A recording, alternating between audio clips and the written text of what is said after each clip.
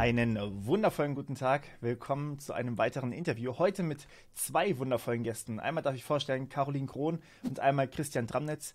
Die beiden sind heute hier als Experten, weil sie sich schon eine Weile mit einer, sagen wir mal, kritischen Software auseinandersetzen. Nennt sich Palantir, beziehungsweise Palantir ist eigentlich der Hersteller. Aber zunächst mal zu euch. Wollt ihr euch kurz vorstellen? Was macht ihr so? Wer seid ihr? Ja, ich weiß nicht, vielleicht fange ich einfach an. Dann guckst du Mach eher das so in gerne, ja. meine Richtung. Ladies Das ist ja first. nett. Genau, also, ich bin, ja, ich beschreibe mich gerne auch als jemand, der sehr gern befasst ist und eine Expertise hat in IT-Sicherheit. Das verbindet uns beide auch, Christian und mich, kennen uns eigentlich aus der IT-Sicherheits-Community. Was hinzukommt, ist, ich bin auch politisch aktiv seit einer Weile und zwar über die Netzpolitik sozusagen zu den Grünen gekommen. Viele kommen ja immer sozusagen eher so von Richtung Piraten oder so oder den Bürgerrechtsleuten bei der FDP und so. Bei den Grünen haben mich halt Leute wie Jan-Philipp Albrecht oder Konstantin von Notz oder so mit dem, was sie halt getan haben für Bürgerinnenrechte, für Datenschutz, für Datensicherheit und so weiter.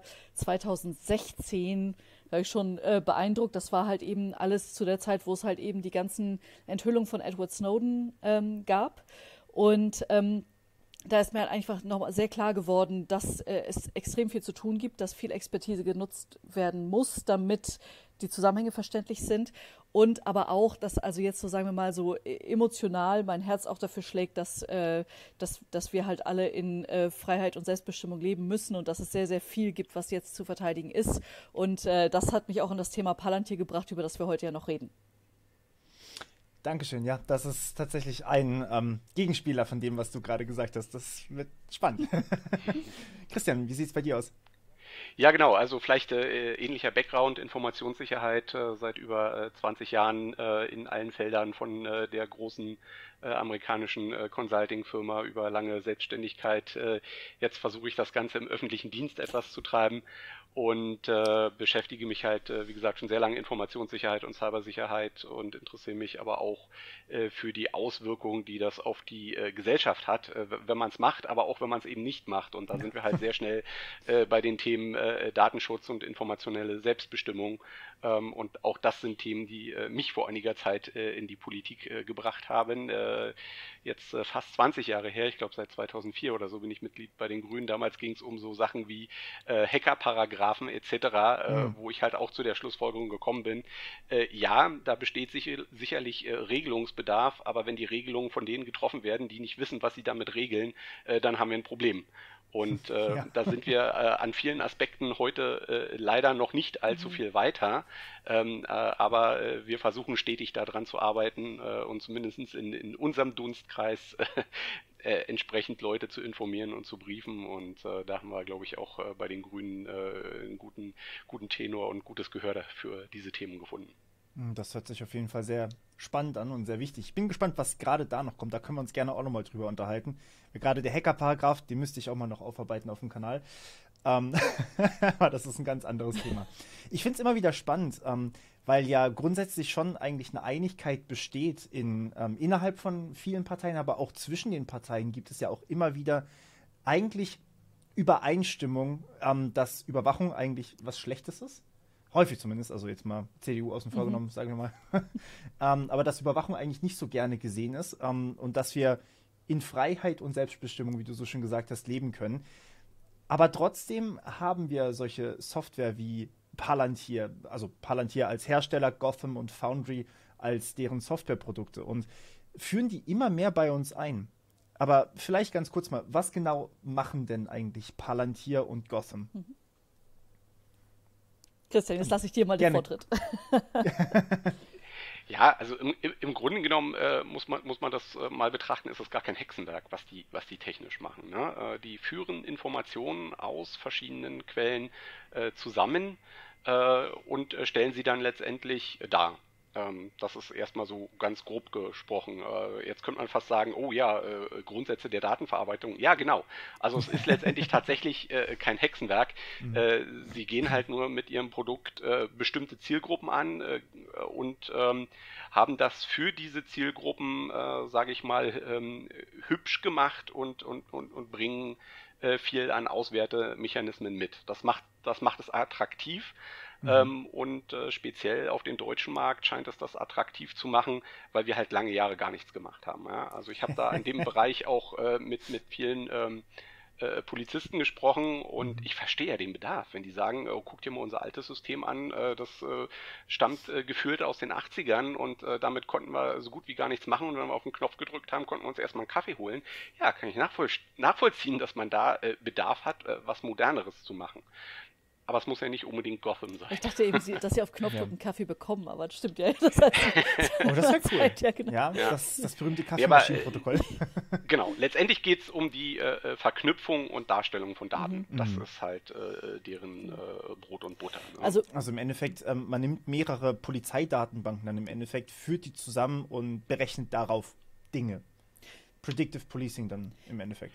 Also das ist das, was sie in den USA versprechen und tun, ne? Und das ist, glaube ich, auch, das ist total wichtig, dass wir das jetzt an der Stelle jetzt auch nochmal so auseinander dividieren, weil die Befürworter von Palantir hier in Deutschland, denen ist immer total wichtig zu sagen, wir machen hier kein Predictive Policing und wir machen keine automatisierten Auswertungen. Ne? Die sagen halt eben, die Rechercheergebnisse sind Rechercheergebnisse, bei denen die Schlussfolgerungen noch von Menschen gemacht werden.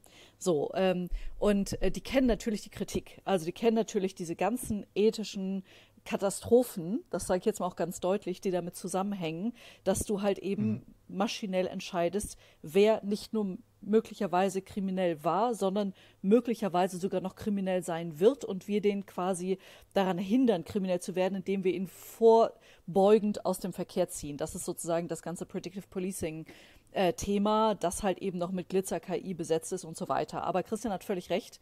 Hier in Deutschland geht es jetzt erstmal darum zu sagen, wir nehmen aus unterschiedlichsten Datenbanken Informationen raus. Und das sind Datenbanken, die es geben kann, weil halt beispielsweise Zeugen vernommen wurden oder weil jemand beispielsweise mal Opfer wurde von einem Verbrechen, auch von unaufgeklärten Verbrechen oder so, weil die Hoffnung darin besteht, so wie jetzt halt dieser eine ganz prominente Fall, den auch Befürworter immer ranziehen, zu sagen, wir können mit Palantir Kinderpornografie verhindern, dass halt nämlich tatsächlich in NRW ein Kinderpornografiering unter anderem offenbar damit aus den Angeln gehoben wurde, dass die entscheidende Information kam durch eine Verknüpfung einer Telefonnummer, die irgendwo aufgetaucht ist in einem Fund, die parallel dazu in einer Verkehrsunfallsituation auch nochmal aufgetaucht ist, wo man dadurch eine Identifikation einer Person vornehmen konnte, die es vorher nicht gab. So, und das ist jetzt sozusagen der große prominente Fall, bei dem man jetzt sagt, hätten wir Palantir nicht, dann wären die ganzen pädophilen Ringe und so weiter noch nicht aus dem Verkehr gezogen. So, und das ist jetzt so das, warum in Deutschland offensichtlich alle sagen, Palantir ist jetzt überwichtig und muss überall angewendet werden. Ja. Das heißt, im Endeffekt macht das Tool aber nicht mehr als Zusammenhänge aus den verschiedenen Datenbanken raussuchen. Also in dem Fall war es eine Telefonnummer, die woanders einfach aufgetaucht ist. Zum Beispiel als Zeuge hinterlässt man irgendwo eine Telefonnummer, aber benutzt dann dieselbe Telefonnummer für Straftaten beispielsweise. Ja, oder auch gar nicht. Also ich glaube, das Krasse ist, und Christian, unterbrich mich bitte, ne? Alles gut.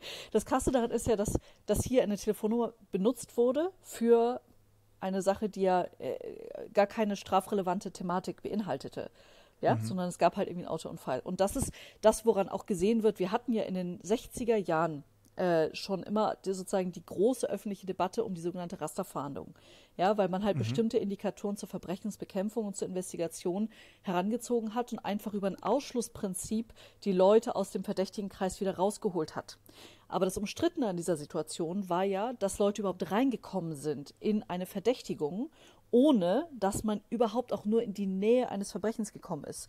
Und aus Bürgerrechtssicht ist das eine absolute Katastrophe, weil wir hier immer von der Unschuldsvermutung ausgehen und verdächtig bist du erst dann, wenn es eine ganz klare Indikation dafür gibt, dass es einen Anlass gibt, dich überhaupt zu verdächtigen. Ansonsten bist du eine unbescholtene Bürgerin, die einfach nur ihrem täglichen irgendwas nachgeht, ne? So. Ja, verstehe. Das bedeutet aber für mich dann am Ende auch, wenn ich einfach in ein gewisses Muster reinfalle, in meinem Fall männlich, weiß, 30 Jahre, Informatiker, dann habe ich einfach eine sehr, sehr hohe Wahrscheinlichkeit, dass ich Computerstraftaten begehe und bin deswegen gleich sehr viel verdächtiger. vielleicht sogar noch schlimmer, weil du journalistisch aktiv bist und eventuell Leute interviewst, die ihrerseits verdächtig sein könnten, Ja. bist du es dann natürlich besonders. Also gerade der Schutz der Berufsgeheimnisträger spielt da natürlich auch eine wahnsinnig große Rolle in dem Aspekt.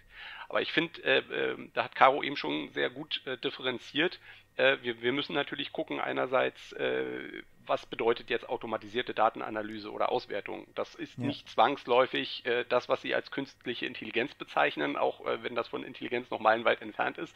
Aber ich sag mal, das Holen von Daten und Verknüpfen von Informationen ist natürlich auch schon eine automatisierte Analyse und Auswertung. Aber das hat noch nichts mit dem zu tun, wie man dann sozusagen noch andere Datenquellen reinwirft und daraus dann mit Machine Learning entsprechende Muster herausfindet und versucht abzuleiten und das dann wiederum für andere Zwecke benutzt. Aber auch das, was jetzt schon mit den vorhandenen Datenbasen gemacht wird, soll ja eben zur vorbeugenden Verbrechensbekämpfung genutzt werden. Das war ja auch genau der Ansatzpunkt des Bundesverfassungsgerichts, der eben genau bei der Verwendung für diesen Zweck die Mängel festgestellt hat.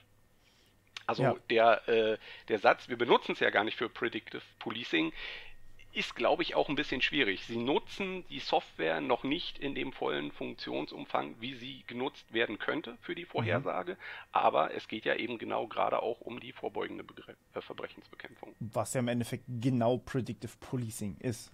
Also ich meine, das ist einfach nur übersetzt. Aber einmal durch Google Translate jagen. Ja, also schwierig. Von was für Datenquellen reden wir hier? Also was wird da alles mit einbezogen? Ja, wie gesagt, also von dem Informationsstand, ich meine, man muss natürlich dazu sagen, das ist ja auch so ein bisschen eine Blackbox, ne? Also man ist ja auch in der gesamten Palantir-Thematik an jeder Ecke extrem bemüht, Transparenz einzuschränken, ne? Also auch selbst das, also auch da bitte ich euch da ganz klar auch zu sagen, ob ihr da weitere Informationen habt oder darüber oder nicht. Aber das Fraunhofer-Institut will ja auch die Sicherheit von Palantir geprüft haben. Und zu einem Ergebnis gekommen sein, dass Palantir gar nicht unsicher ist und deswegen überhaupt gar nichts dagegen spricht, dass die Behörden das benutzen.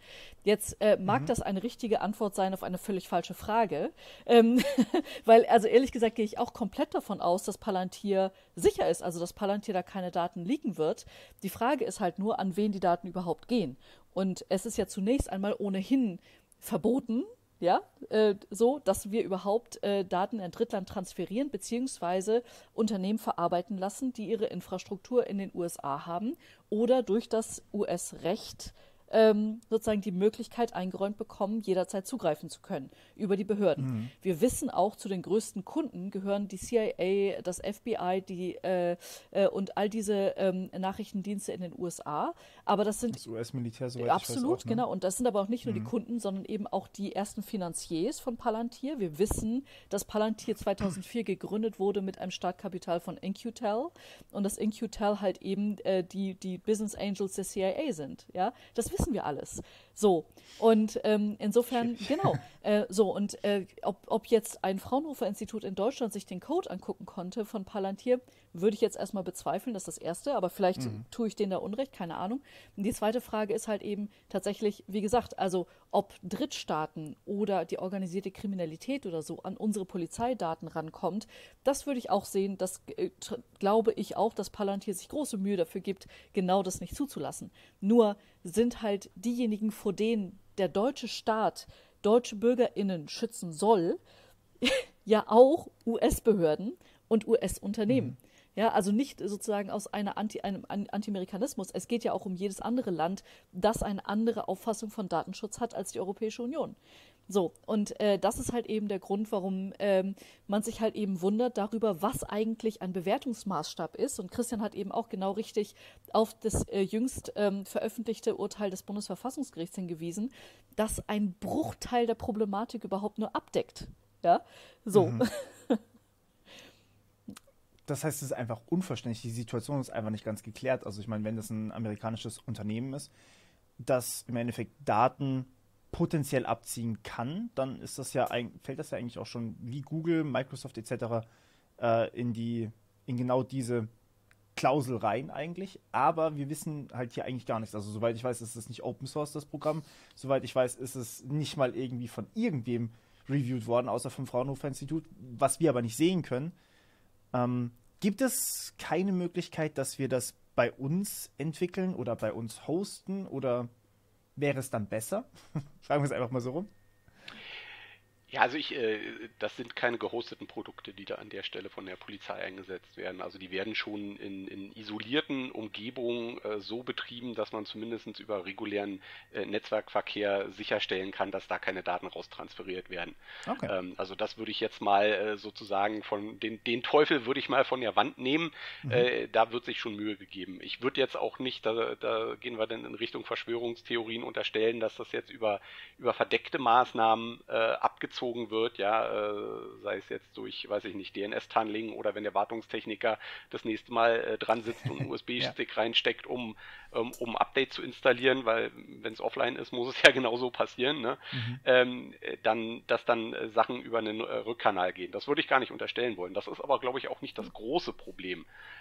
Das große Problem ist, wie gesagt, dieses Blackbox-Problem.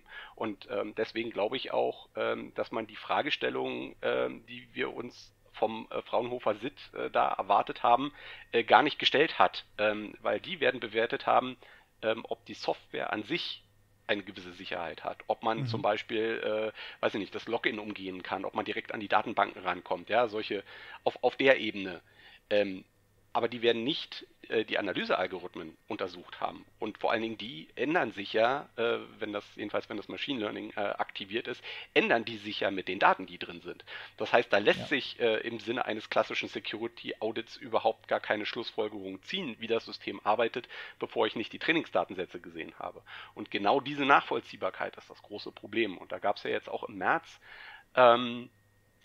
von der Datenethikkommission Hinweise, wie das dann passieren soll mit künstlicher Intelligenz in kritischen Bereichen und so weiter. Und ja klar, eine der Kernforderungen ist Made in EU, ja, und eben diese Blackbox-Thematik anzugehen. Sie sagen wörtlich, wenn ich da mal zitieren darf, die Maßnahmen einer nachhaltigen Qualitätssicherung sind erforderlich und teilweise durch unabhängige Dritte, teils durch automatisierte Prozesse zu unterstützen. Und weiterhin ist es nötig, Sorge dafür zu tragen, dass den betroffenen Personen ebenso wie Aufsichtsbehörden angemessene und effektive Interventionsmöglichkeiten sowie wirkungsvoller Rechtsschutz zur Verfügung steht. Und genau das ist eben nicht der Fall, ne? Also das Bundesverfassungsgericht hat ja eindeutig gesagt, dass durch die Verknüpfung der Informationen durch automatisierte Datenanalyse und Auswertung ein Eigengewicht entsteht, das höher ist also als das, was reingekommen ist. Also in dem Fall tatsächlich 1 plus 1 gleich 3. Dass auch dieses Eigengewicht eine Auswirkung auf ein Grundrecht hat, nämlich auf die informationelle Selbstbestimmung. Und genau diese automatisierte Verknüpfung ist aber eben nun mal der Hauptzweck von Gossam, egal wie man es nennt, ob man es DAR nennt, Hessen Data oder Vera, genau dafür ist die Software da. Und da können wir auch nochmal 3 Jahre zurückgehen. Die Enquete-Kommission hat sich da auch schon vor einigen Jahren zur Anwendung dieser Blackbox-Problematik geäußert und hat eben auch auf grundsätzliche Probleme wie Bias in Trainingsdaten hingewiesen. Und ich meine, eins der Hauptprobleme, was wir in dem Bereich immer haben, ist die Unterscheidbarkeit von Korrelation und Kausalität. Ja, nur weil Dinge zusammenfallen, haben sie nicht zwangsläufig einen ursächlichen Zusammenhang. Wenn das aber wiederum der Trigger für Ermittlungen ist, dann hat das ganz reale Auswirkungen auf Nutzer, auf Bürger. Wenn man dann auf einmal in Verdacht gerät. Also ich meine, die Schwelle für ein Strafverfahren sind ja sehr niedrig, erstmal Beschuldigter zu werden. Ne? Und wenn das der Auslöser ist, dann haben wir tatsächlich an der Stelle potenziell Probleme. Und nicht zuletzt ist das auch juristisch sehr relevant, weil wenn ich das verwerten will vor Gericht, muss ich letztendlich auch eine Beweiskette haben. Dann muss ich auch nachvollziehen können, wie ich zu Schlussfolgerungen gekommen bin. Und das habe ich bei dieser Blackbox-Thematik überhaupt nicht. Deswegen bin ich ganz fest der Meinung, dass das mehr Probleme schafft, als es löst. Also im Endeffekt ist das Problem, dass wenn ich jetzt, sagen wir mal, verdächtigt werden würde und noch eine andere Person, die halt nicht männlich, weiß, 30 und Informatiker ist, verdächtigt werden würde, beides mal für Computerdiebstahl, dann würde halt natürlich bei mir zuerst ermittelt werden, weil ich statistisch gesehen einfach eine höhere Wahrscheinlichkeit habe, dass ich ein Täter bin.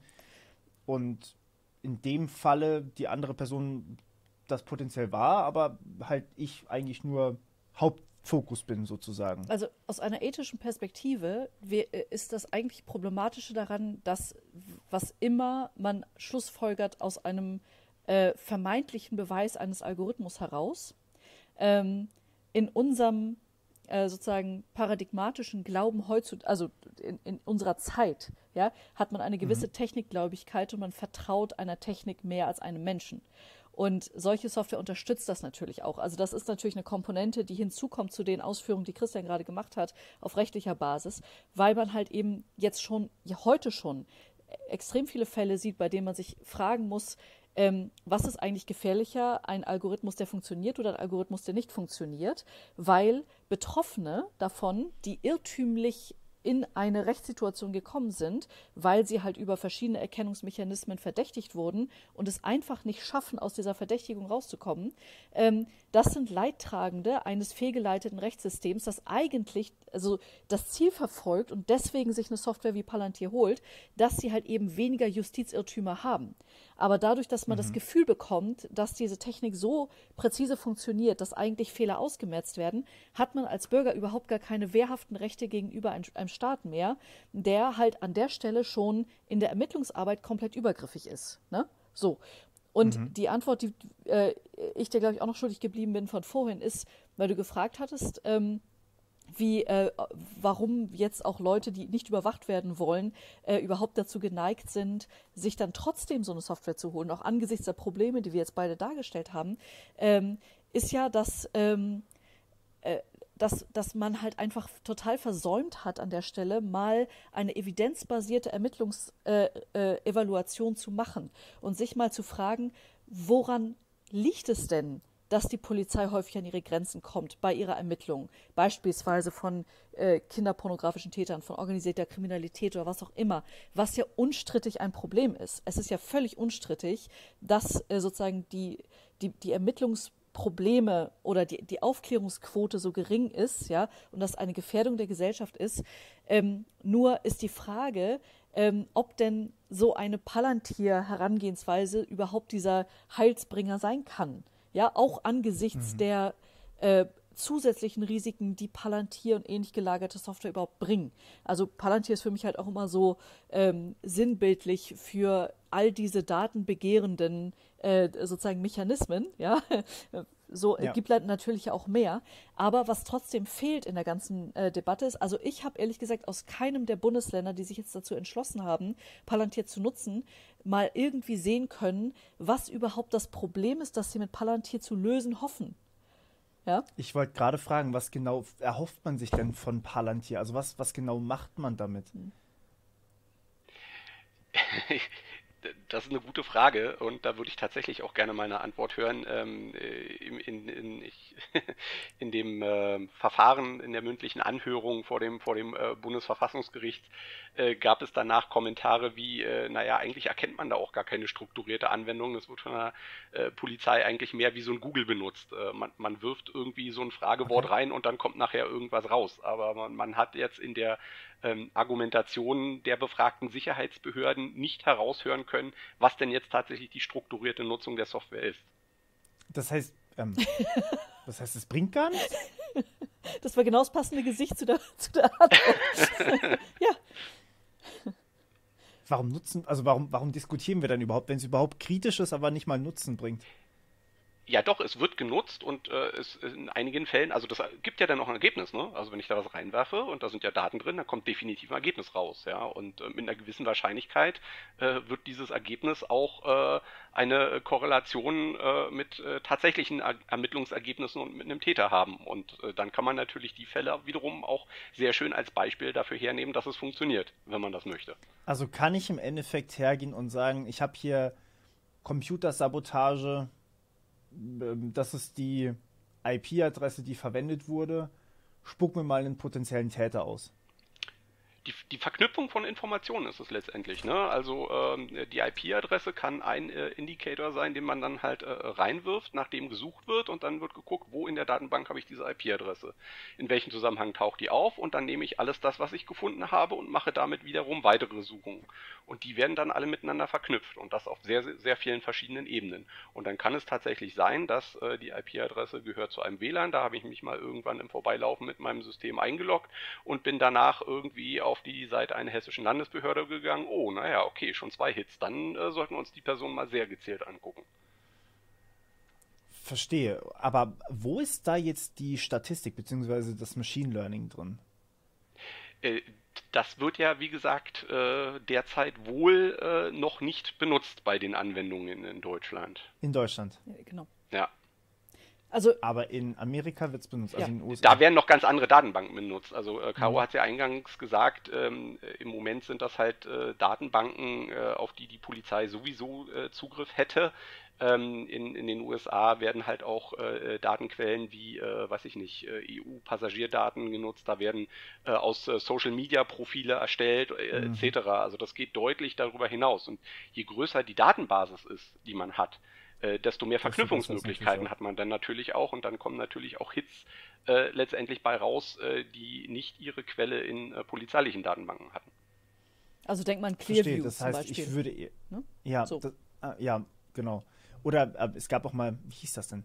Es gab eine Reverse-Image-Suchmaschine, Ja. wo man ein Bild von jemandem hochladen konnte und dann hat das quasi alle Bilder angezeigt von dieser Person, die man irgendwie gefunden hat. Ich habe leider den Namen vergessen gerade, aber es kamen ein paar sehr, sehr weirde Bilder dabei raus, wenn man manche Personen eingegeben hat. Das ist natürlich dann schon bedenklich, wenn man solche Systeme zur Verfügung hat, weil die auch sehr viel weitreichender sind. Also ich meine, dann habe ich einfach quasi ein öffentliches Profil der Person. Aber im Endeffekt ist es dann doch trotzdem nichts anderes als ein OSINT-Tool. Oder? Außer halt, dass manche von den Sources geschlossen sind, weil nur die Polizei drauf Zugriff hat. Aber für die Polizei ist es quasi OSINT. Ja, also ja, nicht zwangsläufig die Open Source Intelligence da drin, aber schon irgendwie ein Intelligence-System, was tatsächlich auch aus offenen und aus geschlossenen Quellen zusammenführt. Aber die zugrunde liegende Technologie da drin, das ist tatsächlich kein Hexenwerk. Ne? Also die benutzen teilweise auch Dinge wie, weiß ich nicht, AtlasDB oder sowas, also tatsächlich teilweise Open Source Produkte, die dort eingesetzt werden, haben sich irgendwie noch ein eigenes Datenmodell geschrieben, was erschreckend den Datenmodellen der alten Polizeisoftware gleicht. Also mit Begründung versucht man Dinge abzulösen, die dann letztendlich doch irgendwo auf dem gleichen basieren, ja. Also es gibt noch ein... Und das Gefährliche, was ich aber daran sehe, Entschuldigung, um nochmal kurz darauf zurückzukommen, warum es denn eingesetzt wird. Es wird oft empfunden als, das ist die Fertiglösung. Ja? Das kaufen wir jetzt, quasi schlüsselfertige Lösung. Brauchen wir nicht verstehen, wir haben ja sowieso keine Leute, die wir bekommen, die da entsprechend Know-how reinstecken könnten, weil die IT-Arbeit im öffentlichen Dienst jetzt nicht unbedingt so die attraktivste ist. Das lösen wir einfach, diese Probleme, indem wir jetzt ein super tolles, fertiges, schnuckliges Produkt kaufen und das alles macht. Aber genau dieses fertig ist ja das Problem und nicht die Lösung. Ja? Weil wenn ich eine Blackbox habe und überhaupt selber gar nicht nachvollziehen kann, was da hinten oder warum etwas rausfällt von den Sachen, die ich reingekippt habe, dann habe ich einerseits die vorhin beschriebenen rechtlichen Probleme, ich habe die ethischen Probleme, ich habe die Probleme, dass da eventuell gar keine Kausalität hintersteht, aber ich habe auch das Problem, dass ich danach immer noch kein Know-how habe und auch kein Know-how aufbauen werde. Ja? Das heißt, damit manifestiert sich eigentlich nur dieser Zustand, dass es kein Know-how dazu gibt und man hat sich gleichzeitig in einen kompletten Vendor-Login begeben. Ja? Also ein Grund für die Einführung in einigen Bundesländern war ja auch der preiswerte Einkauf. Ja klar, initial. Wenn man das System erstmal einsetzt, dann begibt man sich natürlich in den Bereich, wo man nicht mehr daraus rauskommt, weil das Datenmodell ist komplett proprietär. Das heißt, einmal drin, immer drin. Und wie Hersteller, die eine marktbeherrschende Stellung mit sowas umgehen, das haben wir ja auch unlängst mit Microsoft gesehen. Office, ja, schönes Tool, gibt es jetzt nur noch in der Cloud-Nutzung. Die Frage, es ist nur eine Frage der Zeit, wann wir auch bei Palantir Gotham soweit sind, wo es keine Standalone-Lösung mehr gibt, sondern wo das dann gehostet ist. Und dann sind wir wieder bei dem Teufel, den ich vorhin von der Wand genommen habe. Genau, und man muss ja auch keine Verschwörungstheoretikerin sein, weil, also Palantir ist ja erst vor wenigen Jahren überhaupt, hat einen Börsengang gemacht. Das heißt, die Frage ist, wer entscheidet denn eigentlich, wie es weitergeht? Wer entscheidet, wie sich sozusagen Zugriffsmöglichkeiten verändern?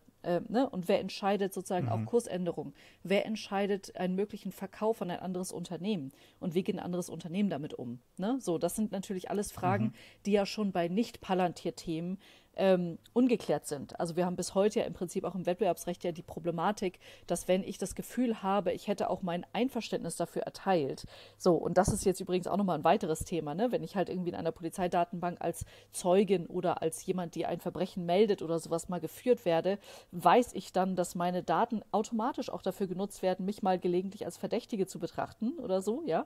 Das sollte eigentlich nicht so sein. Nein, genau. Also Investigation hat ja sozusagen eine andere Rechtsstruktur, ja, also es ist ja sozusagen du hast halt natürlich, wenn du Gegenstand einer Ermittlung bist, ja, oder du als Person überhaupt in eine Ermittlung hineingerätst, dann hat die Polizei natürlich weitere Befugnisse als andere auch, ja, das ist ja der Punkt. Aber das gilt ja nicht dann, wenn du irgendwann mal bei der Polizei aufgetaucht bist, weil du mal Kuchen vorbeigebracht hast oder so, ne, ja. Was weiß ich. Aber das ist halt das Problem. Aber nach wie vor ist es natürlich so, wir haben hier unternehmerische Interessen, die interferieren mit einer Staatsräson, mit einem staatlichen Interesse, auch BürgerInnenrechte zu schützen und sozusagen maximale Freiheitsrechte zu gewährleisten. Und das sind sozusagen divergierende Interessen, sage ich jetzt mal so ganz häufig, ja, und deswegen ist es ohnehin schon immer delikat.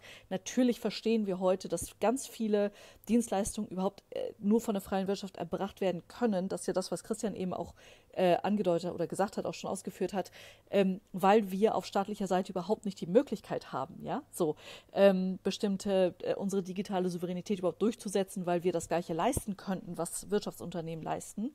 Aber nichtsdestotrotz gibt es da sozusagen eine weitreichende Problematik, die sich verstärkt, wenn wir staatliche Aktionen haben, die sich unmittelbar auswirken auf die Sicherheit und die Integrität von BürgerInnen und allen anderen Menschen, die eben beispielsweise auch nicht eingebürgert sind. Ne? Also wir haben immer klar bei diesen Big Data Tools für polizeiliche Investigationen weltweit natürlich immer auch rassistische Probleme, ja, so, oder Minderheitenschutzprobleme und so weiter, die sind da und die sind auch nachgewiesen, so, und das sollte uns eigentlich zur Vorsicht mahnen. Und nochmal, warum aber kommen halt Leute, auch übrigens aus unserer Partei, und sagen, das ist jetzt das, was wir wollen.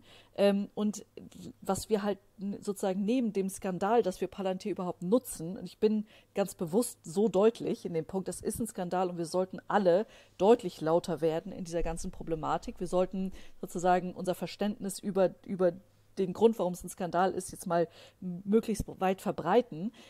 Aber das ist nicht der einzige Skandal, den wir hier haben, sondern wir haben hier auch ein vergaberechtliches Problem.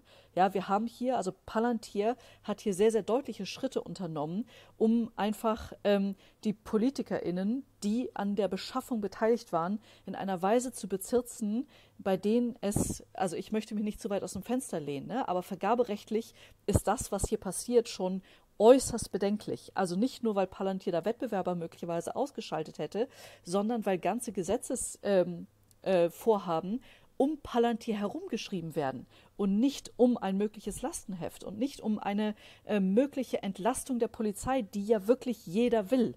Ja, auch jeder Grüne möchte die. Ja, so. Aber wenn wir halt sagen, wir möchten gerne versuchen, den Bedarf zu ermitteln und daraufhin mal zu gucken, wo eine digitale Lösung uns helfen könnte, und dann gehen wir los und schauen uns an, wer kann das eigentlich liefern, dann ist das der richtige Weg. Mit Palantir sind völlig andere Dinge passiert. Ja, also so. Und die Leute. Was genau ist da passiert? Ja, also es gab halt sozusagen Reisen, bei denen Palantir eingeladen hat, in die Unternehmenszentrale nach Kalifornien zu kommen, um sich dann halt irgendwie mit diesem ganzen Glitzer da so betäuben zu lassen und so. Und man muss natürlich auch sagen, das ist ja so ein bisschen ähnlich wie bei der Luca-App damals, ne? Im Corona-Jahr. Du hast selbst was dazu gemacht. Das war das erste Mal, dass ich dich übrigens gesehen habe, Morpheus. Okay. Das war mein Start. Aber dass man halt einfach gesagt hat, hier kommen Leute, so Glücksritter und erzählen dir davon, wie toll ihre Sachen sind und erzählen dir, was für politische Erfolge du verbuchen kannst, wenn du nur dieses eine Unternehmen benutzt und so weiter. Also ich verweise da auch einfach auf weitere Investigationen. Es gibt ganze Blogs dazu, die zeigen, dass das ein extrem dodgy Verfahren war. Ist auch schon in Hessen, das wissen wir sehr genau jetzt. Also Christian und ich sind jetzt hier beide aus Hessen. Aber allein auch schon die Tatsache, dass Bayern dafür gesorgt hat, Rahmenverträge zu beschaffen mit Palantir, die es allen anderen leichter machen, sozusagen Palantir zu nutzen, ohne ein aufwendiges Vergabeverfahren für das jeweilige andere Land, das es auch nutzen will, jetzt mal aufzunehmen. Ich meine, Vergabeverfahren sind langwierig, sind kompliziert. Ne? Als Unternehmen, auch gerade als Kleinunternehmer, denkst du dir eher, haust du dir eine Axt ins Bein, als dich in einem öffentlichen Vergabeverfahren zu unterwerfen. Ja, das ist halt so. Aber auch ein Palantir findet das lästig, das ist ja klar. Das heißt, man hat es halt irgendwie geschafft, in Bayern schon im letzten Jahr einen Rahmenvertrag mit Palantir zu verhandeln, der schon beinhaltete, dass die Zugriffsmöglichkeiten auf diesen Rahmenvertrag den anderen Ländern offen steht. So, um einfach diese Eintrittshürden zu verringern. Ja, und das ist halt, und das ist halt ein weiterer Skandal, dem man einfach nachgehen muss. Ja, und da finde ich halt, da müssen wir viel, viel intensiver mal nachfragen, was genau eigentlich passiert ist, warum ein Politiker einen persönlichen Stake darin hat und sich so massiv einsetzt und so biased ist in der ganzen Thematik. Das Bundesverfassungsgericht hat jetzt gesagt, nö, und dann gibt es sozusagen Druck und man könnte ja als Politiker sagen, okay, ja, ich habe jetzt irgendwie bestimmte Dinge nicht beachtet in meinem Gesetzesvorhaben, okay, aber es wird um Palantir gekämpft und das wird in Hamburg um Palantir gekämpft, es wird in Düsseldorf um Palantir gekämpft, es wird in Wiesbaden um Palantir gekämpft und es wird in München um Palantir gekämpft und demnächst, das kann man schon mal sagen, wahrscheinlich auch in Berlin. So, warum kämpfen diese Leute nicht um eine bessere Polizeiarbeit, sondern um Palantir? Was ist da los? Ja, und diese Firma ist halt einfach auch aus dieser Sicht sowas von dodgy, ja, und da sind aber die Politiker ganz deutlich mit in der Haftung und deutlich weiter zu befragen, um zu sagen, warum werft ihr diesen Leuten Geld hinterher und warum wollt ihr das unbedingt? Ja. Also ziemlich shady, weil es gibt ja, also ich habe im Vorfeld auch mal geguckt, es gibt ja durchaus Alternativen. Ja. Es gibt ja von IBM zum Beispiel, habe ich gelesen, gibt es auch etwas, habe ich jetzt nicht komplett reingeguckt, aber es gibt schon noch Alternativen und die beste Lösung wäre ja trotzdem, alles eigentlich selber zu entwickeln, beziehungsweise Open Source im Endeffekt zur Verfügung zu haben, so wie wir es dann am Ende auch mit der Corona-Warn-App hatten. Weil die war ja unproblematisch, so gesehen. Da kamen ja keine Informationen an irgendwen, die da nicht hin sollten. Ja, was genau da los ist, werdet ihr wahrscheinlich nicht wissen, deswegen frage ich eher nochmal nach diesem Predictive-Aspekt. Was genau ist bei Palantir, oder wie wird Palantir jetzt genutzt, um Predictive Sachen zu machen? Also quasi vorherzusehen, ob möglicherweise ich ein Täter werden könnte irgendwann mal in der Zukunft.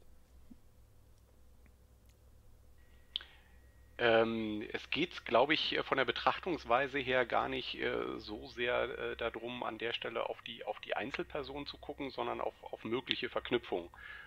Also die Frage ist nicht, glaube ich, zu wissen, wie gesagt, das wird ja in Deutschland noch nicht betrieben, deswegen gibt es noch keine Informationen dazu, wie das dann betrieben würde. Aber aus den Quellen aus den USA, Trainingsmanual der Polizei LA ist ja zum Beispiel geleakt und verfügbar, kann man sehen, wie es benutzt werden kann. Und da geht es mehr darum, um aus einer Gruppe jetzt sozusagen wahrscheinlichere Wahrscheinlichkeiten zu erkennen und nicht zu sagen, wie würde sich jetzt eine einzelne Person verhalten. Das heißt, es wäre dann im Endeffekt sowas wie, nehmen wir einfach mal 2 Gruppen. Es gibt die eine Gruppe, sagen wir mal, eben männlich, weiß, 30 Informatiker, die dann halt wahrscheinlich eine höhere Wahrscheinlichkeit für Straftaten im Computerbereich hat. Und dann gibt es von mir aus eine andere Gruppe, die dann halt einfach eine niedrigere Wahrscheinlichkeit hat. Und wenn ich jetzt dann in diese Gruppe reinfalle, also jetzt in den USA gesehen, wie es in Deutschland ist, wissen wir ja nicht, würde wahrscheinlich eher bei mir bei der Ermittlung angefangen werden. aber es würde nicht im Vorfeld irgendwie jemand vorbeikommen und sagen, ey, Hausdurchsuchung bei dir jetzt, weil du bist Gefahrengruppe.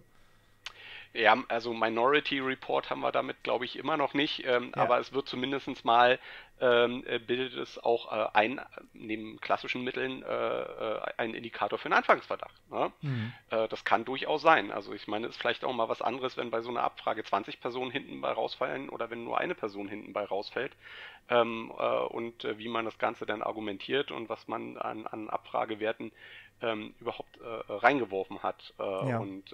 Dabei ist aber tatsächlich, also neben dem Blackbox-Aspekt wiederum das ganz große Problem des Bias. Ne? Das heißt, wenn ich mir historische Informationen nehme, dann wird das Modell quasi darauf trainiert, voreingenommen zu sein. Genau das ist es, ne? Das Ja. Machine Learning, was dahinter steht. Es Ich wird meine, das darauf ist ja trainiert, alles, was es voreingenommen kann. zu sein.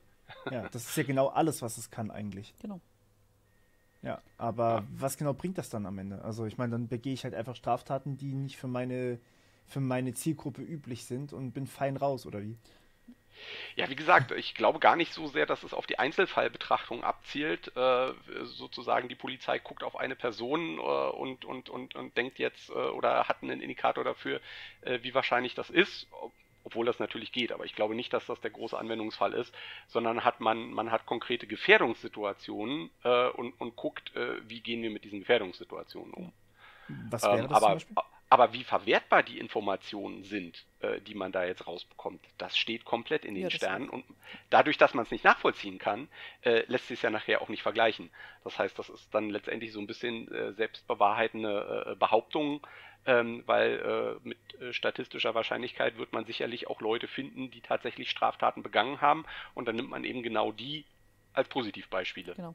Also ich habe vor einiger Zeit beziehungsweise ich hör relativ regelmäßig einen Podcast, der sich mit völlig was anderem beschäftigt, nämlich Halbe Kartoffel, kann ich jetzt an der Stelle mal bewerben. Das ist ein ziemlich cooler Podcast, wo halt eben Leute interviewt werden, die halt einen Migrationshintergrund haben, ganz unterschiedlich und so.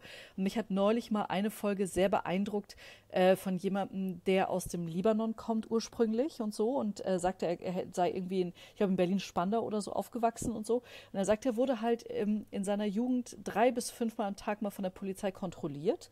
Einfach nur, weil er mit seinen Freunden rumhing und da halt irgendwie stand. Und er sagt, das ist halt der Normalfall. Und all die Leute, die halt eben nicht, sagen wir, phänotypisch aus dem Rahmen fallen und so, die finden alle diese Information absurd. Aber er sagte, alle seine Freunde, mit denen er aufgewachsen ist, mit denen er zu tun hatte, auch in der Zukunft, als er dann weggezogen ist und mit anderen Leuten zu tun hat, alle Menschen ist das eine Realität. Ja, also wir reden halt ganz viel über Racial Profiling und so und dann geht halt irgendwie ganz immer damit einher, nehmen wir halt einfach die Polizei in so eine Vorhaftung und sagen wir, die Polizei ist rassistisch und so. Das ist ja auch darum geht es auch vielleicht jetzt gar nicht, ne, an der Stelle, sondern es ist eine Realität von Leuten, die eine andere Hautfarbe haben, dass die Polizei dort ein Mehrfaches an Kontrollen durchführt als bei uns. Als bei uns 3, die zum Beispiel in diesem Call sind, ja, weil jemand mit anderer Hautfarbe grundsätzlich mal verdächtiger ist, weil es halt offensichtlich eine Erfahrung gibt, dass dort viel Kriminalität passiert und so.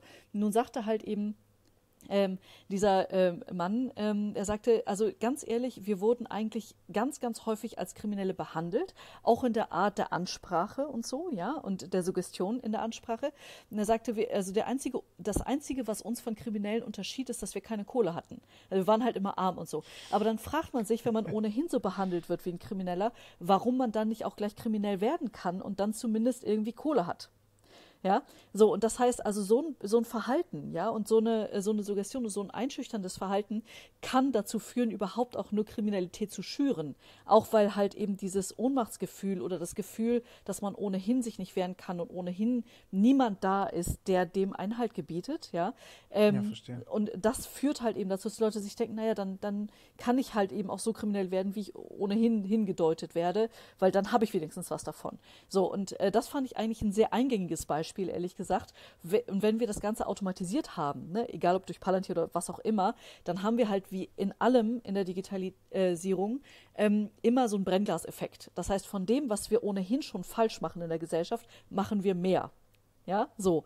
Ja. Und das ist halt eben tatsächlich die eigentliche Gefahr. So. Und das ist halt eben das, was das ganze Thema Bias beinhaltet. Und dann noch ein zweites Beispiel vielleicht, weil ich eigentlich ursprünglich gar nicht aus der Cybersicherheit komme, sondern aus der konventionellen Sicherheit. Ich habe Militärwissenschaften studiert, also Geschichte, Politik und so mit militärwissenschaftlichem Schwerpunkt. Und zu dem Zeitpunkt, wo ich das studiert habe, gab es halt eine riesige Debatte, ausgelöst durch die Bush-Junior-Doktrin, damals nach dem 11. September, weil er da unterschieden hat zwischen Präventivschlägen und präemptiven Schlägen. So, und da ging das halt ums Völkerrecht und der Frage, wie kannst du einen Militäreinsatz sozusagen dadurch rechtfertigen, dass du versuchst, eine Gewalttat zu verhindern. Weil man ja sagt, warum muss man eigentlich immer erst darauf warten, dass irgendwas passiert, damit wir tätig werden können als Polizei, aber eben auch als Militär. Und das ist doch irgendwie eine Ungerechtigkeit. Also wenn man weiß, hier passiert irgendwas, wieso kann man das nicht verhindern? Also das, ganz ehrlich, ist ja auch ein reales Problem. Das sind ja auch Stalking-Opfer oder so. Die haben ganz häufig richtige Angst um ihr Leben. Und dann ist da die Polizei und sagt halt, ja, können wir nichts machen, weil es ist ja in dem Sinne noch nichts passiert und so. Und deswegen hat man ja versucht zu legitimieren, zu sagen, lass uns mal versuchen, Straftaten, die noch nicht passiert sind oder eben tatsächlich militärische Operationen, die noch nicht passiert sind, dadurch zu verhindern, dass wir präventiv was tun. Und jetzt sagt das Völkerrecht, dass du nur in einem ganz, ganz kleinen, überschaubaren Rahmen, in einem kleinen Fenster, einen Präventivschlag rechtfertigen kannst, nämlich dann, wenn du ganz unmittelbar eindeutige und klare Indikation hast, dass wenn du jetzt nicht irgendwie, keine Ahnung, Lagerhalle XYZ sprengst von einem Land X, dass dann von dort aus ein Raketenangriff auf mich stattfindet. So, und du brauchst da halt irgendwie eine ganz massive Evidenz, damit das völkerrechtlich gedeckt ist und kein völkerrechtswidriger Angriff ist. So, bei diesen Präemptivschlägen hat man gar keine völkerrechtliche Grundlage mehr, weil das war Bush, der gesagt hat, lass uns doch mal irgendwie den Irak angreifen, für den Fall, dass sie tatsächlich Massenvernichtungswaffen haben und möglicherweise gegen uns verwenden könnten, geht das nicht. So, aber der Trend, ja, und das ist halt das Gefährliche daran, das war halt ein außenpolitischer Trend, den wir hatten, der zeigt sich gerade innenpolitisch. Ja, weil wir innenpolitisch die Polizeiarbeit haben und da dieselbe Fragestellung haben, haben wir eigentlich eine Berechtigung als Staat, einen Eingriff in Bürgerrechte vorzunehmen, wenn bestimmte Verbrechen noch nicht begangen wurden und möglicherweise noch nicht einmal angedacht wurden. Weil dann könnte jedes Kind, das in eine sozusagen afrikanischstämmige Familie hineingeboren wird, befürchten, dass die Wahrscheinlichkeit, dass er irgendwann im Laufe seines Lebens mal kriminell werden könnte, höher ist als bei euch beiden und mir, ja, so vermeintlich, und deswegen sozusagen schon aus dem Verkehr gezogen wird, weil man halt eben sagt, wir wollen das gar nicht erst zulassen. So. Und das geht sozusagen bürgerrechtlich nicht, das geht ethisch nicht und all diese Sachen. Du brauchst halt eine Intention zu einer Straftat, die dir nachgewiesen werden muss, damit du rechtsstaatlich belangt werden kannst. So. Dieser Zusammenhang zwischen Preemptive Strike und Preventive Strike ist ja im Endeffekt dann auch dieses, ich versuche vorherzusagen, ob eine Person irgendwann mal eine Straftat macht, versus es ist eine versuchte Straftat und ich vereitle sie, während diese Person sie gerade ausführt. So ist es. Oder kurz davor. Ja. Das ist dann schon logisch, dass das eigentlich nicht geht, weil ich meine, die KI könnte sich halt auch einfach irren. Das ist im Endeffekt ein Bias, der antrainiert wurde. Und ich meine, nichts anderes lernt die KI, das hatten wir ja schon besprochen. Ja. Jetzt ist aber die Frage, wenn die KI biased ist und die Polizei kann sie als Suchmaschine, sagen wir mal, benutzen, oder vielleicht auch irgendwann mehr als so eine Suchmaschine draus machen, sondern es werden mir direkt ein paar mögliche Verdächtige rausgelassen. Ändert sich da besonders viel? Also blank gefragt einfach mal, weil der Bias ist ja quasi schon bei der Ermittlungstätigkeit aktuell dabei. Den könnte man vielleicht im statistischen Mittel zu einem gewissen Maße unterstellen, aber den würde ich jetzt definitiv nicht jedem einzelnen Polizisten unterstellen wollen.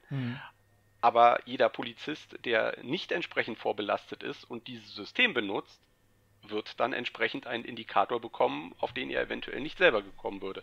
Das heißt, wir ziehen damit letztendlich den Schnitt hoch und nicht runter. Und wir dürfen ja auch nicht vergessen, dass wir in einigen Bereichen schon ein bisschen weiter sind als vielleicht noch vor 10 oder 20 Jahren. Also ein Polizist, der jemanden Dunkelhäutiges rauszieht, wird jetzt nicht sagen, ich ziehe dich raus, weil du dunkelhäutig bist, sondern der wird einen anderen Grund dafür finden in der Begründung, weil es eben nicht mehr erlaubt ist, das zu tun. Ja? Wenn jetzt aber der Indikator von einer vermeintlich neutralen Maschine ausgespuckt wird, ja, alles prima, dann habe ich ja meinen Indikator, das ist dann genau der Grund, den ich benutze. Mhm. Und das ist natürlich die Gefahr dabei. Ne? Und da sind wir wieder bei der Blackbox-Problematik und der mangelnden Nachvollziehbarkeit. Wir haben natürlich an vielen Stellen noch den Punkt, wo das Ergebnis dann letztendlich nur der Indikator ist und der Mensch muss noch eine Entscheidung treffen. Mhm. Wenn ich aber nicht die Möglichkeit habe, den Entscheidungsfindungsprozess nachzuvollziehen, auf welcher Grundlage soll ich denn jetzt eine Entscheidung treffen? Das heißt, ich muss mich entweder darauf verlassen, auf diese Entscheidung, die das System oder ich gefällt lasse hat, es bleiben. oder ich kann das System halt gar nicht benutzen und muss selber diese Schlussfolgerung machen. Genau. Und damit ist die menschliche Auswertekomponente damit komplett entwertet. Ja. Solange das halt eine Blackbox ist und es nicht transparent nachvollziehbar ist. Und das wiederum ist dann auch der große Unterschied zwischen der, sage ich mal, technologischen Anwendung und dem Produkt im Speziellen. Verstehe. Weil das ließe sich ja durchaus, wenn man das mit Open Source macht oder zumindest mit nachvollziehbaren Algorithmen macht und Zwischenergebnisse speichert und weiß ich was alles, ließe sich das ja durchaus nachvollziehbar machen. Ich wollte gerade fragen, was wäre denn so eine sinnvolle Alternative, wie man es machen könnte? Das heißt, wenn wir ein Open Source Tool hätten, das mir aus allen Datenbanken Verknüpfungen erstellt und die dann ein Polizist immer noch benutzen kann, um sozusagen Zusammenhänge herauszufinden zu einer möglichen Straftat und die mir alle angezeigt werden mit der Begründung, warum sie angezeigt werden, das wäre doch aber auch nicht in Ordnung, weil dann kann ich ja auch wird ja auch die Zeugendatenbank oder Social Media Profile im Endeffekt verwendet, um mir dann Schlussfolgerungen zu geben. Ja, sind letztendlich unterschiedliche Aspekte und mit einer Einzelmaßnahme, in dem Fall jetzt die Benutzung von Open Source, legitimiere ich natürlich nicht die anderen Problemfelder. Ne? Also man muss es schon alles irgendwie zusammendenken. Man muss die Zweckgebundenheit der ursprünglich erfassten Daten mitdenken, man muss das Zusatzgewicht durch die Verknüpfung mitgewichten und man muss den Blackbox-Effekt ausschalten. Das ist halt keine triviale Aktion, aber ich sag mal, mit einem gewissen Anspruch auf Vollständigkeit. Und den sollte man bei Strafverfolgungsbehörden, glaube ich, eigentlich haben. Könnte man ja mit einem Katalog von Anforderungen kommen und diesen Katalog dann eben technisch und natürlich aus datenschutzrechtlicher Sicht beleuchtet in Form von Abfragen, Verknüpfungen implementieren. Das sind letztendlich Standardfunktionen von Backend-Tools. Dafür braucht man nicht mal ein Investigativsystem. Das sind ja Standardfunktionen. Dafür braucht man ja nicht mal programmieren. Was man noch irgendwo bräuchte, ist ein hübsches UI, ja, was dann auch funktioniert, was irgendwie verständlich ist.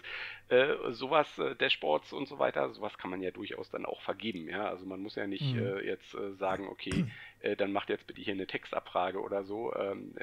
Ich glaube, da spart sich ja niemand da drin zu sagen, okay, wir haben hier ein super tolles Backend und dafür wird jetzt mal tatsächlich ein UI ausgeschrieben nach gewissen Kriterien. Wie genau unterscheidet sich manuelle Polizeiarbeit im digitalen Bereich von der Nutzung von Gotham beispielsweise?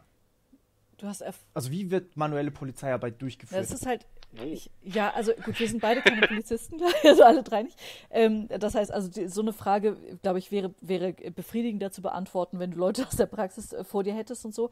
Aber also ich möchte jetzt mal sagen, also ich verstehe häufig nicht, wenn Leute irgendwie einen Führerschein machen heute und mit einem Automatikauto-Führerschein machen, ne? Weil Leute, die irgendwie manuell schalten können, die können auch ein Automatikauto fahren, aber umgekehrt wird es dann irgendwie schwierig.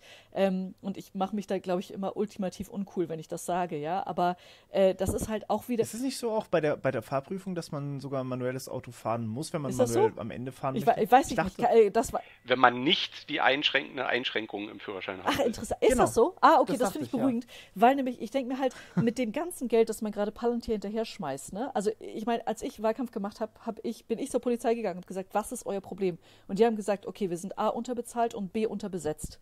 So, jetzt kriegen halt so in Hessen, auch in Frankfurt, die ganzen Polizisten plötzlich irgendwelche Maschinengewehre, wo die sagen, so, damit ne, steigern wir das Unsicherheitsgefühl in Frankfurt, aber schön, dass wir das jetzt haben, auch in den Bahnhöfen und so weiter, ja. So, und dann, also was halt noch glitzert, ist halt eben nicht noch ein weiterer Mensch in Uniform, der halt vielleicht so auch mal die Gelegenheit bekommen könnte, seiner eigenen Arbeit nachzugehen und nicht auch Sozialfunktionen der Arbeit sozusagen einzunehmen, weil halt auch zu wenig Sozialarbeiter da sind. Also, ne, wie oft hört man Geschichten, dass die Polizisten irgendwelche entlaufenen Menschen aus dem Altersheim, die verwirrt sind und dement sind oder so nach Hause bringen oder die einsame Menschen halt eben sozusagen mit einer Gesellschaft zum Mittagessen beglücken oder sowas, ja, also was total wichtig ist, ne, und extrem wichtig, dass wir gesellschaftlich diese Probleme adressieren, aber muss die Polizei alles davon machen, so, ne?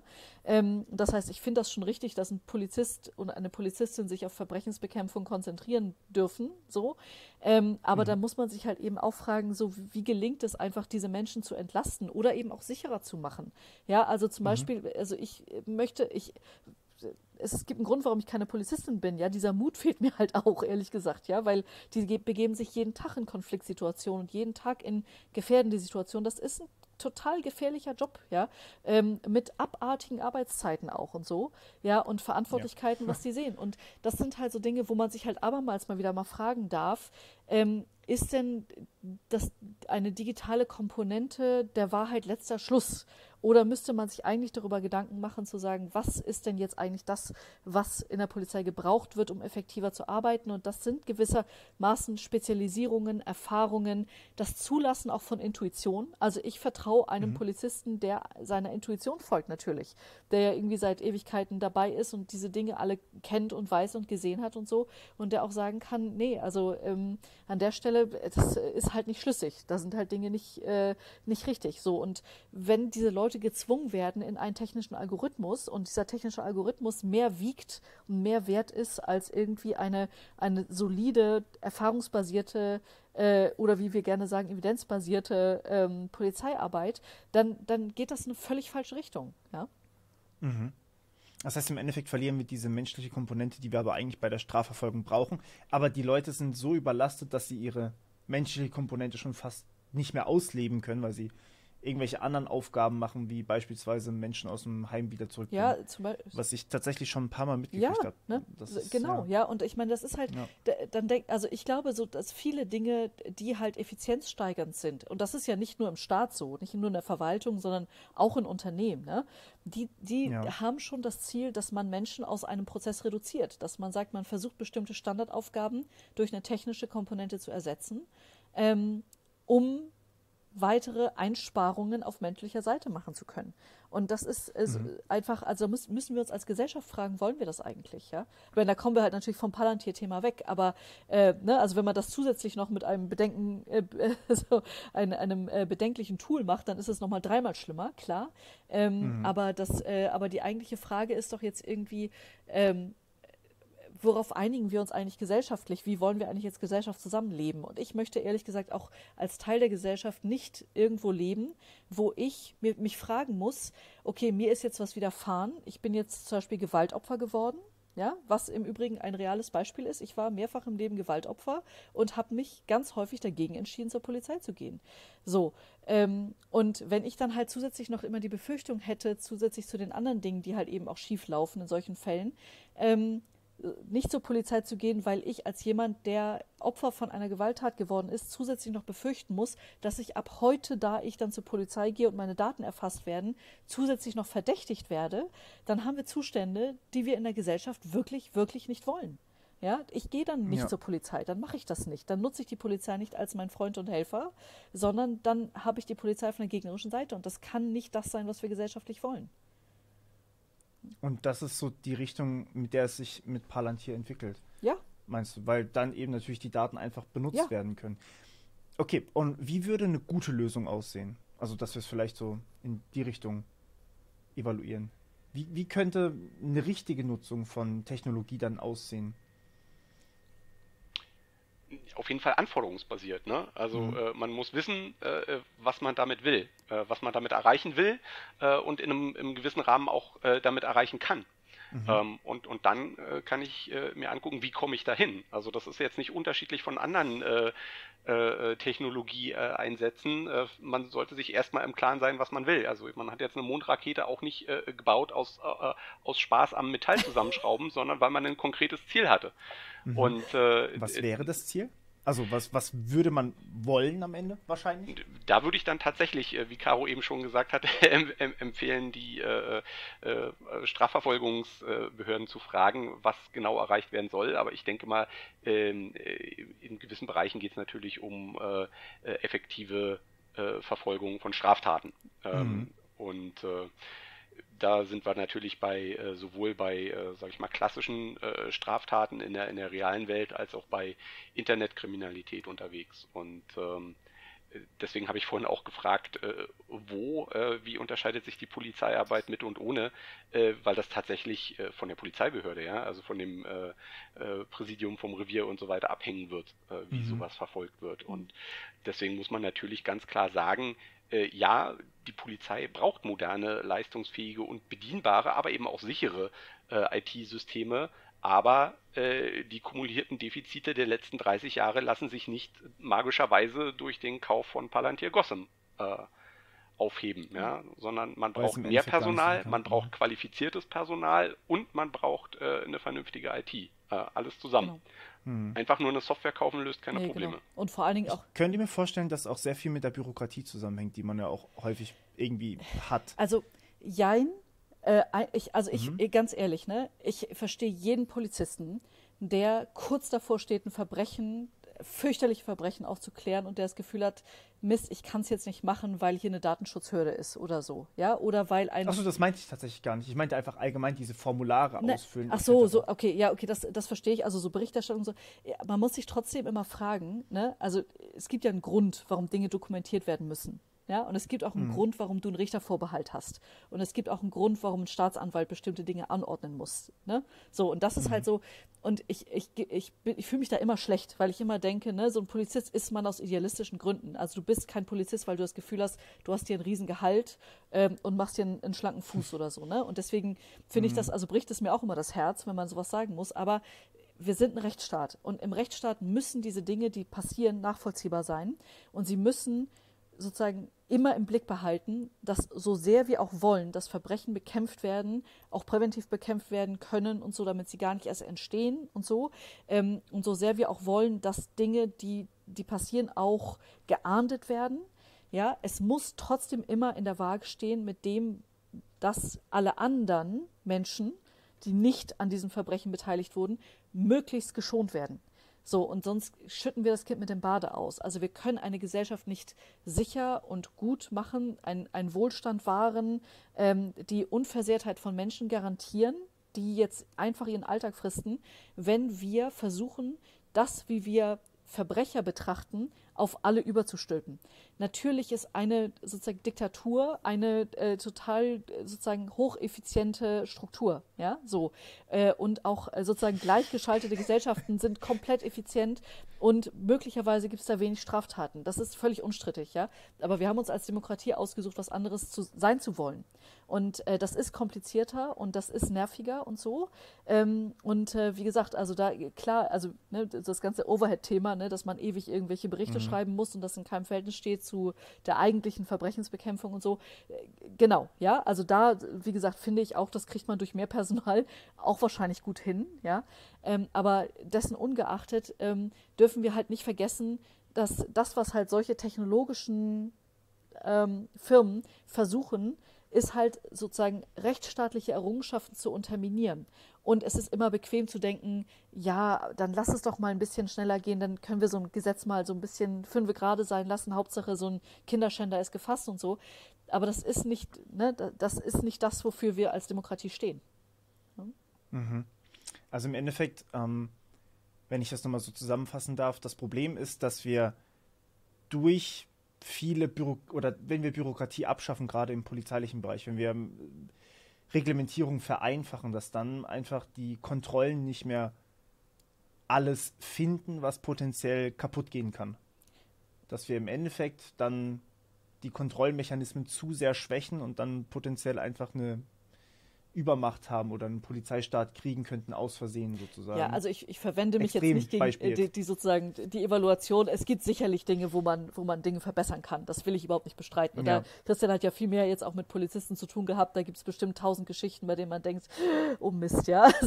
Also mir ist auch ein Anliegen, die Polizei zu entlasten und zu sichern und zu schützen und so weiter. Also insofern dem Ganzen eine kritische Betrachtung zu unterziehen, ist sicherlich eine gute, richtige Sache. Ob Palantir da die Lösung ist, würde ich bestreiten. Aber Christian, du hast da sicher auch einen Gedanken dazu. Ja, also ich glaube, man darf diese Punkte wie Dokumentationspflichten etc. einfach nicht als Schikane verstehen, sondern da geht es auch nicht nur um Kontrollmöglichkeiten, sondern letztendlich auch zum Beispiel um Dinge wie Beweismittelsicherung und so weiter, ja, oder wie verwertbar sind denn Dinge, wenn sie nicht dokumentiert sind. Ja, wenn ich jetzt zum Beispiel nicht den Einsatz dokumentiert habe und muss dann später vor Gericht dazu aussagen, wie glaubwürdig ist das Ganze dann? Ja, kann das von einem Gericht dann überhaupt noch glaubwürdig als Zeugenaussage nachvollzogen werden? Deswegen denke ich schon, dass viele dieser Aspekte notwendig sind. Da würde ich jetzt auch nicht, da würde ich mich Caro anschließen und sagen, das sollte man jetzt auch nicht ausschütten, kann auch selber mangels Wissen in dem Bereich nicht einschätzen, wie viel das einsparen würde. Aber ich denke, mit mehr Personal, gut bezahltem Personal und gut qualifiziertem Personal kommen wir tausendmal weiter als mit so einem Einsatz einer Software, die letztendlich dafür sorgt, dass wir noch weniger Know-how haben, als wir mal hatten am Anfang. Spontaner Einfall, Legalisierung von Cannabis und Drogen. Würde das die Polizei an sich so weit entlasten, dass man sagen könnte, und jetzt ist es ist wieder machbar, die richtige Zeit für die Ermittlung aufzuwenden? Klar. Also man hat ja auch sozusagen es gibt einen Fachbegriff dafür, aber wenn du halt irgendwie beim Schwarzfahren erwischt wirst und deine Strafe nicht bezahlen kannst, dass du dafür ins Gefängnis kommst. Also wir haben noch sehr viele absurde Dinge, mit denen sich die Polizei jeden Tag beschäftigen muss. Ne? So Strafzettel austeilen und so weiter. Es ist sicherlich punktuell. Das könnte man zum Beispiel auch automatisieren, oder nicht? Also ich meine, es gibt ja in letzter Zeit ja immer wieder diese digitalen Parkuhren zum Beispiel, die haben wir jetzt hier überall. Also ich bezahle eigentlich nie am Parkautomaten in letzter Zeit, immer mit der App. Sage ich dann, okay, ich will 1 Stunde und 35 Minuten parken, los geht's, wird das direkt abgebucht und dann passt die Sache. Wo liegen denn dann deine Daten? Hast du dir den App-Hersteller angeguckt? Habe ich tatsächlich. Hast du gemacht? Ja, du natürlich, ja. Aber es ist nicht perfekt, aber ich kann dir nur sagen, unser Bundesdigitalminister hat auf einer Veranstaltung, die ich besuchen durfte, im letzten Dezember mal geäußert, dass dass sein Traum wäre als Digitalminister, alle Mobilitätsdaten von Menschen zu speichern und zu horten für den Fall, dass man das für eine gezielte Regierungsführung mal brauchen könnte und im besten Fall sogar zusammenführen mit allen Gesundheitsdaten, die es so gibt, und Mobilitätsdaten, Gesundheitsdaten und weiteren Daten von Menschen einfach nur sozusagen zu Forschungszwecken und für effizienzbasierte, zielgerichtete Regierungsarbeit zu nutzen. Just saying. Moment, ich muss die App löschen. Ja. So, also ich meine, das ist halt wie bei... Wobei die garantiert von einem Privatanbieter ist. Ja, genau. Ja. Genau. Aber trotzdem, das ist keine gute Aussage für einen Digital- und Verkehrsminister. Genau. So, also just leaving this here. Aber ich meine, das Problem ist halt tatsächlich, und damit sind wir zurück bei Palantir, ist, Daten, die erhoben werden, schaffen Begehren. Und das sehen wir an Palantir gerade richtig nonplusultra. Also Daten, die aus irgendeinem Grund gespeichert werden, dokumentiert werden, verarbeitet werden und so weiter, die machen irgendwelche digitalen Goldgräber zu Millionären, egal wie faschistisch sie sind, wie man bei Peter Thiel weiß.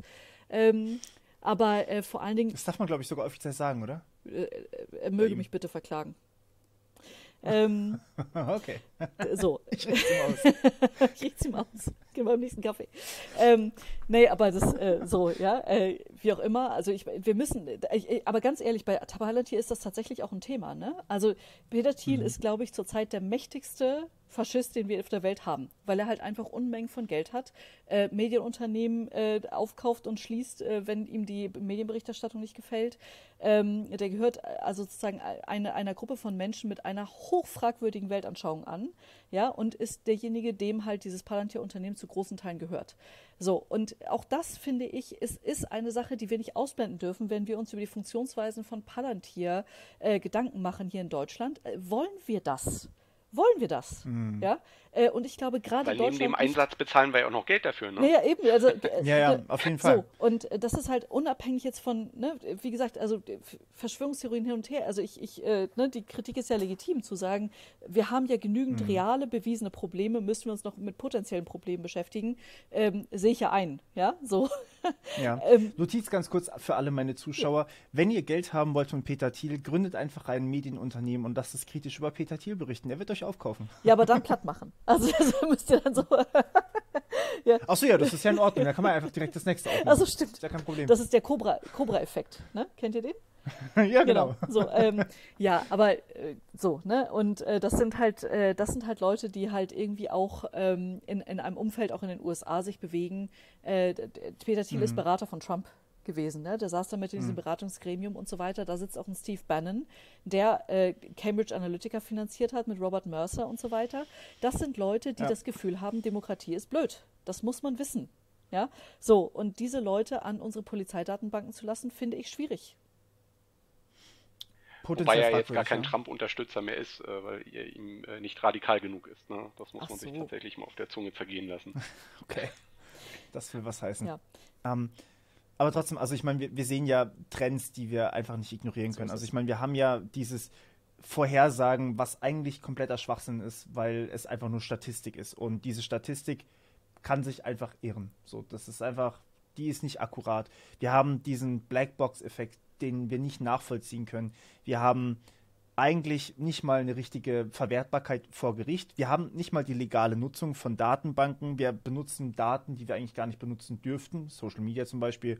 Selbst wenn die Daten öffentlich sind, man darf sie für solche Zwecke nicht benutzen. Wir haben fragwürdige Menschen hinten dran.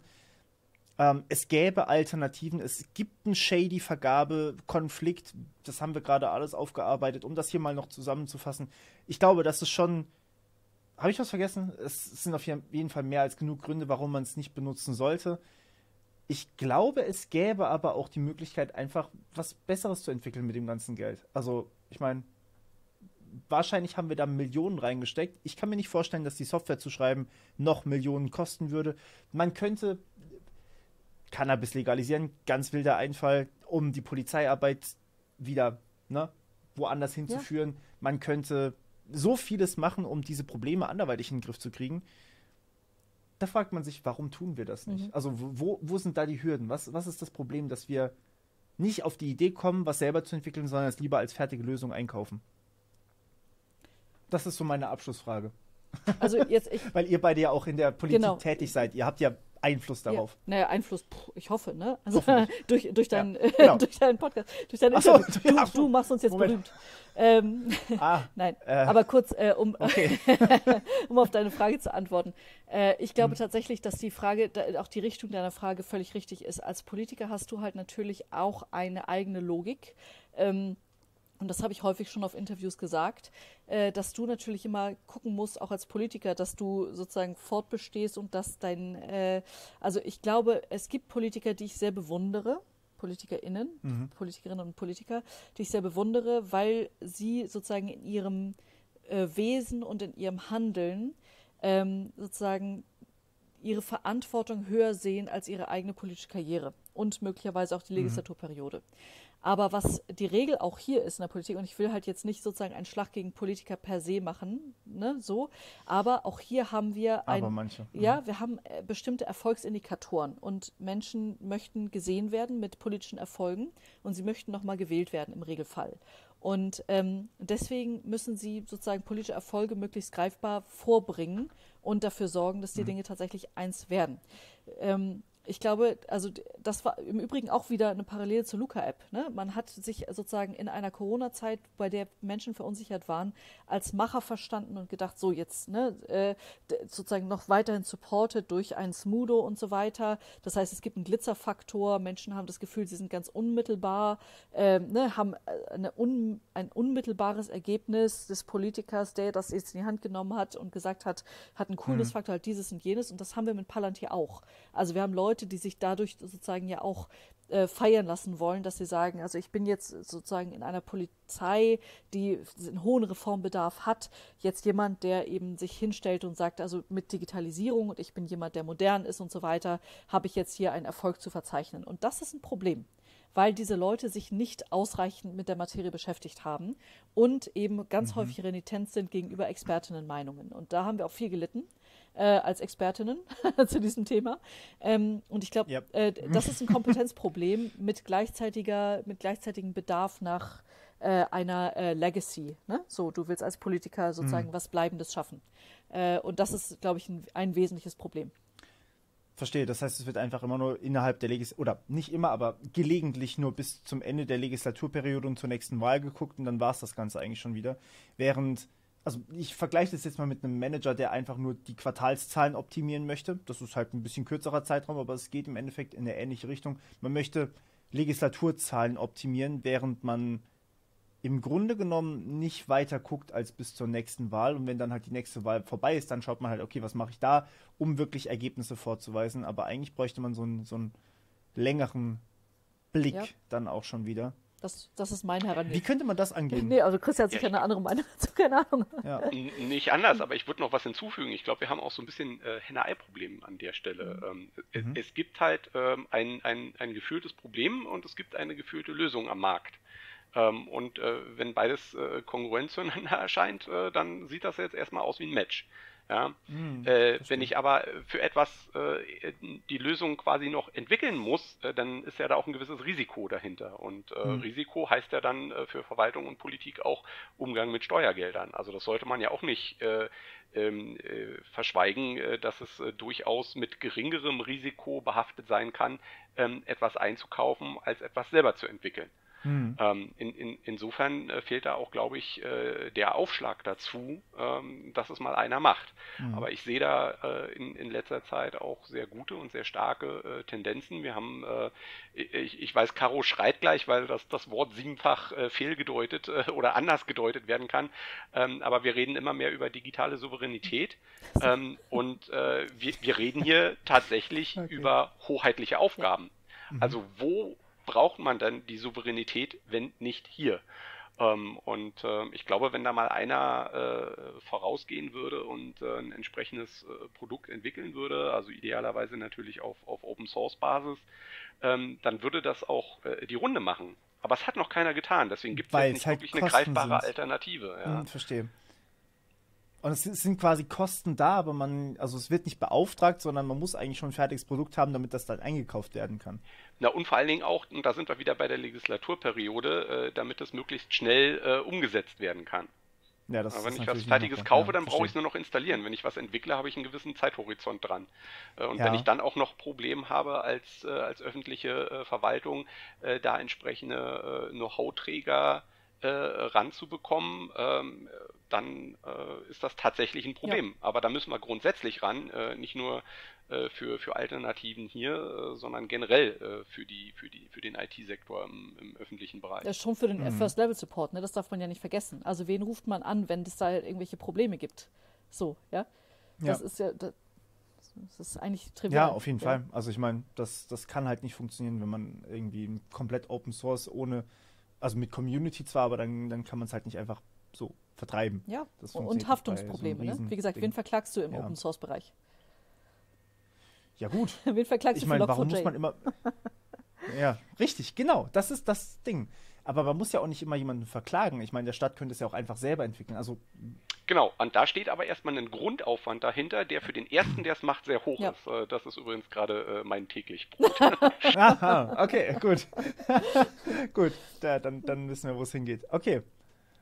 Aber das ist doch schon mal eigentlich ein schöner Anfang. Ja. Also wenn wir dann in die Richtung gehen, wenn wir dann wirklich eine Lösung finden können, die dann auch längerfristig gewartet werden kann, sinnvoll genutzt werden kann, offen ist, vielleicht auch für Verrückte wie mich dann einmal zum Drüberlesen ist und ich dann wieder ein paar Videos dazu machen darf. Transparent ist. Genau. Ist, ja. Ja, und wie gesagt, ich finde, was halt auch meine riesige Sorge in der Zeit ist, ist halt eben, wir dürfen nicht uns einschüchtern lassen über die Größe dieser Transformation. Ich finde, es ist extrem wichtig, und das meine ich auch komplett ernst, ne, dass wir uns in diese öffentliche Debatte einbringen. Und auch gerade wir, die halt irgendwie auch kundig sind zu Sicherheitsfragen und zu Bürgerrechtsfragen und so weiter. Ich finde, wir sind angehalten, auch wirklich, wann immer es irgend geht, diese öffentliche Debatte zu führen, weil zu meckern. Ganz ehrlich, ja, also ja, aber das ist ja auch eine Währung von Politik, ne? Wenn etwas die Öffentlichkeit nicht interessiert, dann interessiert sich die Politik auch nicht dafür. Das ist auch leider ein Fakt, ja. Und deswegen ist es extrem wichtig, dass wir halt auch unsere demokratischen Möglichkeiten nutzen können und schätzen können, weil das können andere Länder nicht. Ja, und da sind wir hier in einer privilegierten Situation, dass wir hier durch eine vielfältige, aber mutige und konstruktive öffentliche Debatte tatsächlich Dinge besser machen können. Das haben wir mit der DSGVO geschafft. Ne? So, das haben wir aber auch richtig sozusagen verkackt, Entschuldigung, bei so Handelsabkommen oder so, bei denen man versucht hat, sie jenseits der Öffentlichkeit zu führen. Ne? Und ich glaube, es ist wirklich extrem wichtig und da haben wir haben Demokratiefeinde nicht nur unter denen, die eine andere Vorstellung davon haben, wie rechts wir sein sollten oder so, sondern Demokratiefeinde ist auch eine Lethargie. Und deswegen ist das wirklich extrem wichtig, dass auch hier die Medien präsent sind, dass wir halt auch Medien nutzen und ein Medium sein können, um uns da zu vervielfältigen und um halt etwas wie Palantir, um es ganz deutlich zu sagen, auch zu verhindern. Ne? Also für alle Leute, die mich fragen, es gibt viele, die seit ich jetzt irgendwie mich gegen Palantir engagiere, gesagt haben, könnte man denn nicht versuchen, mit Palantir eine bessere Lösung zu finden? Und ich sage immer, die Lösung muss immer ohne Palantir sein. Das ist zwingend erforderlich, weil die Leute müssen verstehen, wie gefährlich Palantir ist. So, ja. Grundsätzlich wäre es machbar, aber dann müsste halt Palantir das komplette Geschäftsmodell über Bord werfen, was sie wahrscheinlich nicht tun Ja, werden. genau. Ja. Würde ich mal raten. Ja, auf der anderen Seite bist du dann vergaberechtlich wieder in ganz schweren Wassern, wenn du mit einem einzelnen Anbieter zusammen die Lösung entwirfst. Ja, genau. Ja, das okay. auch, ja. Das Also das mal davon ganz ab, ja. Aber das ist halt, glaube ich, und ich glaube, wenn ich das sage, sagen die, oh, die Caro ist super radikal, da geht das ja. Ist ja nicht denkbar und so. Schwierig. Ja, ne, aber ich glaube, wir müssen halt auch da unsere Werte klar kriegen. Ne? Und einfach mal sagen, an welcher Stelle sind wir auch wehrhaft und auch eine gewisse Wahrscheinlichkeit sehen. Und da lobe ich auch die Zivilgesellschaft deutlich, sowohl für die Corona-Warn-App als auch für die Luca-App, dass wir so vehement gewesen sind und so vehement gerufen haben, gesagt haben, das geht so richtig in die falsche Richtung und die Folgeschäden, die es da gibt, die Technologiefolgeschäden, sind so immens, dass wir halt jetzt laut werden müssen. Und ich glaube, wir müssen halt solchen Initiativen auch die Bedeutung beimessen, dass wir sagen müssen, wir müssen jetzt hier kollektiv sagen, die Richtung ist richtig falsch. Richtig falsch. Ja, so. Ja, also die Richtung, wie es in den USA ist, ich glaube, die will keiner haben. Es gab ja mehrere Fälle von Kalifornien, wo dann irgendwie speziell nur noch im Ghetto gefahndet wurde und dort irgendwie 6-mal so viele Menschen festgenommen wurden, nur weil eben eine Software, ich weiß nicht, ob es sogar Palantir war, gesagt hat, geh dahin. Ja, ne, genau. Ja, das ist halt genau das der Punkt. ist halt dann, genau. Das möchte man auf jeden Fall vermeiden. Deswegen danke, dass ihr heute euch die Zeit genommen habt, hier nochmal ein bisschen detaillierter aufzuklären. Wir sind jetzt bei fast 1,5 Stunden Podcast-Vidcast-Aufnahme. Ich glaube, da konnte man nochmal einiges zusätzlich mitnehmen. Das YouTube-Video, das ihr am Ende hier findet, in Karte und so, ihr kennt das Ganze, das wird natürlich das Ganze nochmal ein bisschen anders aufrollen, vielleicht ein bisschen kompakter zusammenfassen. Und ja, wenn ihr wollt, abschließende Worte von beiden von euch. Na, ich will dir danken halt, dass du dich der Sache angenommen hast. Ich glaube, ich habe jetzt ja gerade ein flammendes Plädoyer gehalten und deswegen ist das für mich extrem toll, dass du dich der Sache angenommen hast. Das ist ja auch keine Kleinigkeit. Ich danke euch, also dass ihr euch die Zeit genommen habt und dass du mir den Tipp gegeben hast zu dem Video. Also. Ja, da würde ich mich anschließen. Vielen Dank, dass du da auch, wie Caro eben schon gesagt hast, das in die Öffentlichkeit, in die breitere Öffentlichkeit trägst, weil ohne das gewisse Interesse gibt es halt auch keinen Handlungsdruck dazu. Und ansonsten nochmal vielen Dank an die Gesellschaft für Freiheitsrechte, ja, ohne die also auch das Bundesverfassungsgerichtsurteil nicht möglich gewesen wäre, weil die sich dahinter gesetzt haben, mit den entsprechenden Verfahrensbeteiligten das entsprechend juristisch begleitet und finanziert haben. Und ansonsten würden wir diese Diskussion wahrscheinlich hier nicht führen. Ja, richtig. Deswegen viele Grüße an die GFF. Dankeschön. Bis zum nächsten Mal. Bis bald. Danke. Danke. Tschüss.